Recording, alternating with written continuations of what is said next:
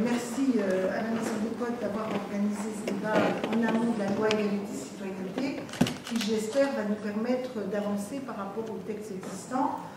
Daniel Goldberg l'a très bien dit, il y avait déjà eu un travail parlementaire et son rapport a été quand même une bonne référence pour améliorer ce que ma collègue Barry Zacharie avait pu obtenir, qui était déjà une ouverture importante, ne serait-ce que culturellement, de reconnaître que les emplois qui étaient limités aux Français devaient être ouverts non seulement à des ressortissants de l'Union européenne, mais aussi à tous les étrangers.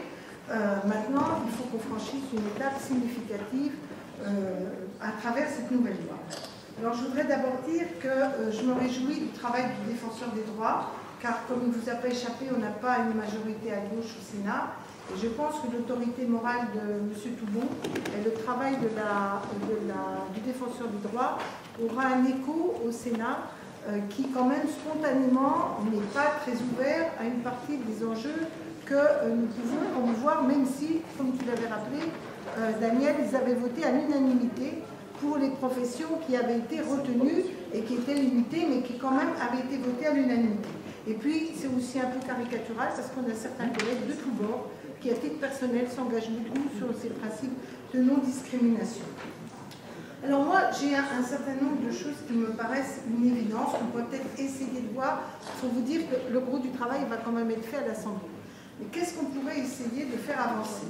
Moi, je n'arrive pas à comprendre comment, idéologiquement, si on a ouvert des professions à des ressortissants de l'Union européenne, pourquoi on ne pourrait pas les ouvrir à tous les autres? Pour une raison simple, c'est que la seule limite qui justifiait qu'il fallait être français, c'était qu'on défendait l'intérêt national, un cadre national, des prérogatives, etc. Et qu'on soit roumain ou algérien, je ne vois pas la différence à partir du moment où on ouvre ces professions. Le rapport à la nation française n'est pas fondamentalement différent, et encore on pourrait discuter du lien qu'il peut y avoir entre... Pour moi, tout métier qui est ouvert aux ressortissants européens a vocation a priori d'être ouvert à tous les étrangers. Deuxièmement, je viendrai après sur les diplômes et les équivalents. Deuxièmement, je voudrais dire une chose, je suis moins spécialiste que mes collègues qui ont travaillé ça depuis longtemps.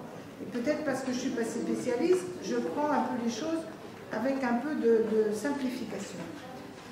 Quand on me dit que dans la fonction publique, et moi je retiens complètement l'analyse qui est faite par le défenseur des droits, c'est-à-dire qu'il y a des prérogatives disons, de public particulière, de puissance publique, qui peuvent en tout cas légitimer, d'être liées à la nation française. Bon, tout ce qui procède de ce qu'on peut appeler les fonctions régaliennes, et on peut en définir. Il y a deux stratégies à voir. Soit on dit, on fait la règle générale, c'est ouvert, et on définit une liste fermée des emplois qui sont vraiment régaliens, qui justifient pour X raisons qu'il faut exprimer que ce soit les ressortissants français qui là. Mais j'ai peur de la stratégie, même si elle peut avoir son efficacité à court terme, qui vise à élargir le champ de ceux qui sont ouverts. Parce que c'est sans fin, il faut qu'on inverse la lecture politique. A priori, on est ouvert, sauf sur des métiers à vocation régalienne, de puissance publique, définie par un cadre particulier, soit par décret, soit par la loi, si nécessaire. Pourquoi je dis ça? Parce qu'on nous dit, voilà, la fonction publique, il faut être français. Bon. Mais quand vous êtes salarié d'une ville qui n'a pas délégué la gestion de l'eau, ou qui n'a pas délégué les cantines, ils sont fonctionnaires. Donc vous recrutez normalement des Français. Si vous le mettez à Sodexo ou à je ne sais quelle entreprise sous-traitante, ou à Veolia ou autre, on n'exige plus que les gens soient français. Pourtant, ils font la même mission de service public. Donc chaque fois qu'on peut déléguer au privé, on ne peut plus considérer que la mission est d'intérêt national justifiant d'être français. C'est d'ailleurs pas le moindre problème qu'on a sur la question de la sécurité nucléaire. Je vous rappelle que ça fait partie, alors là, ils sous-traitent à fond la caisse, mais alors là, ils n'ont plus d'état d'âme pour aller, bon, encore que là, il faut une autorisation spéciale. Quand il y a des autorisations spéciales, ça peut se justifier pour X raisons. Mais en tout cas, dans 90% des emplois de la fonction publique territoriale, je ne vois pas pourquoi on impose même la sécurité. Encore que là, je suis plutôt pour, dans un premier temps, garder les emplois de sécurité, disons policiers, gendarmes, etc., de la prérogative de la nationalité. Mais franchement, vu tout ce qu'on privatise en fonction de sécurité, alors là, on n'a plus d'état d'âme sur le fait que les gens soient de nationalité française. Et d'ailleurs, s'il y a besoin de donner des autorisations de compétences, elles doivent être, ou de sérieux de la personne. Par exemple, les bagagistes de Orly ne sont pas de nationalité française, pas obligatoirement. Ils peuvent être de nationalité étrangère, mais il y a des contrôles sur les risques qu'on évalue ou pas, etc. Donc il y a des autorisations, mais elles ne sont pas liées à la nationalité, elles sont liées au parcours, au fait qu'ils n'aient jamais été condamnés, au fait plein d'autres critères.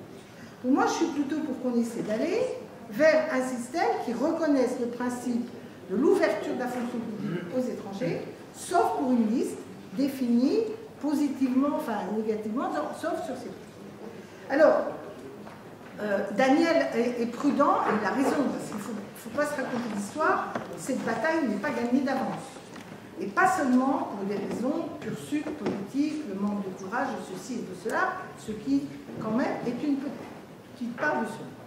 Mais il faut qu'il y ait une forme de compréhension à la fois des partenaires, d'où le travail des partenaires sociaux est important, mais il est aussi très important de mener une autre bataille.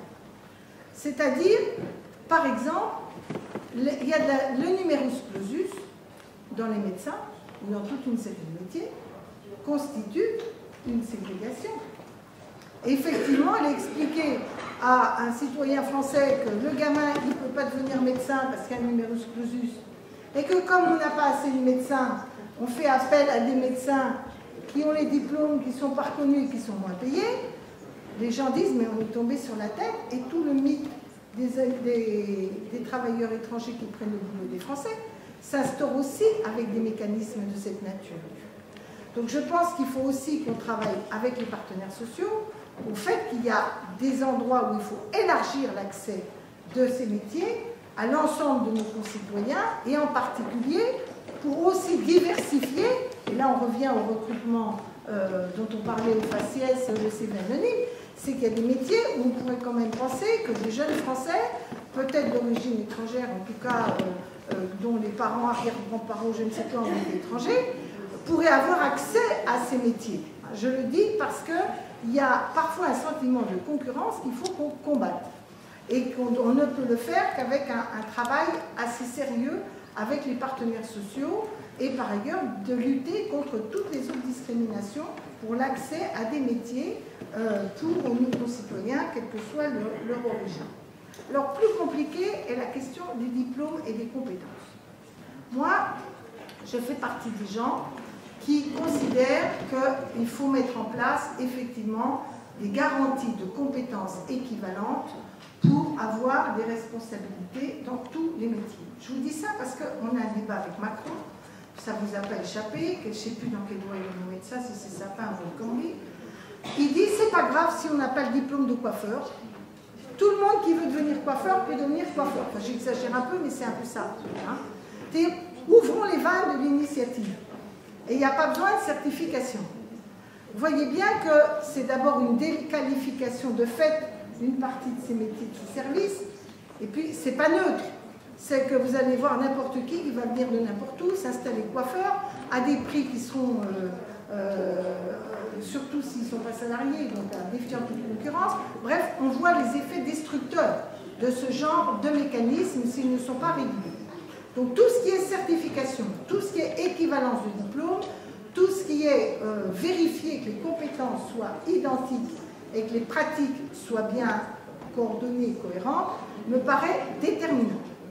Alors, j'entends, ce problème se pose même au sein de l'Union européenne.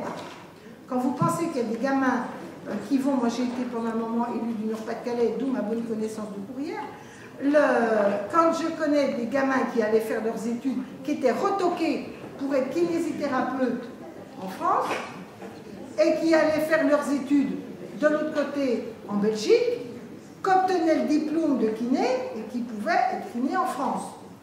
Et qui ne comprenaient pas pourquoi il fallait aller faire ses études en Belgique pour, etc. Donc on voit bien qu'on a un système d'équivalence des diplômes qui pose énormément de problèmes et que c'est un peu selon la tête du client. Sur ces sujets-là, qui procèdent peu de la loi, si ce n'est quand même d'un travail d'équivalence de diplôme, quand je vois la situation des médecins étrangers, je pense qu'il faut avoir deux stratégies. Garder l'idée de l'équivalence des diplômes.